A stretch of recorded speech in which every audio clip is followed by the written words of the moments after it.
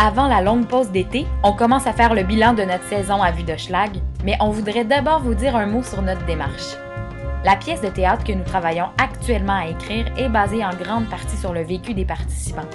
Elle fait partie d'une tradition méconnue, même si elle est déjà bien implantée au Québec, le théâtre documentaire. Ça peut sembler paradoxal du théâtre documentaire. Le théâtre, par définition, consiste à faire passer pour vrai ce qui est faux, alors que le documentaire consiste à exposer la vérité sans y intervenir. Comment relier deux pratiques aussi diamétralement opposées? Le théâtre documentaire a été initié par Peter Weiss, auteur suédois d'expression allemande. Dans les années 60, il assiste au procès de 22 responsables du camp d'extermination d'Auschwitz. À partir des notes qu'il a prises durant le procès, il écrit la pièce L'Instruction. À cette époque, les médias de masse cherchent à déguiser la vérité ou du moins à minimiser l'importance de certains détails. Weiss, par sa démarche, cherche à exposer le plus fidèlement et le plus sobrement possible la vérité sur les événements d'Auschwitz afin de faciliter la prise de conscience citoyenne. Sans devoir nécessairement être politiquement engagé, le documentaire théâtral permet quand même de raconter des histoires. Et souvent, la réalité contient des histoires encore plus invraisemblables que tout ce qu'un auteur chevronné pourrait inventer. Et chez nous, est-ce qu'il s'en fait du théâtre documentaire? Voici quelques exemples récents.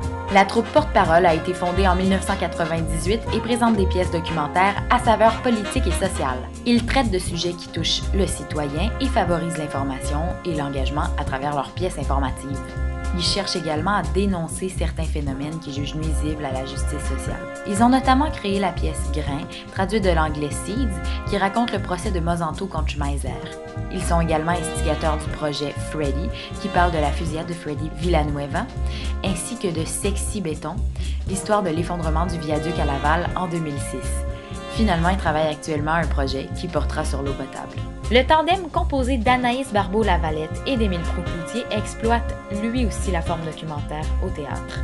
Anaïs est réalisatrice, surtout de documentaires, mais on la connaît pour quelques fictions comme Inch'Allah et Le Ring, alors qu'Émile Proulx-Cloutier, lui, provient du monde du théâtre.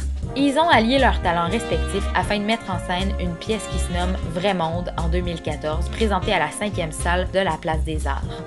Sur scène, 7 personnes non comédiennes racontent leur propre histoire. Des entrevues enregistrées au préalable permettent une réelle intimité avec les protagonistes. Ils travaillent également sur un projet qui s'appelle Centre-Sud et, un peu comme nous, ils raconteront ce quartier au moyen d'entrevues avec diverses personnes du milieu.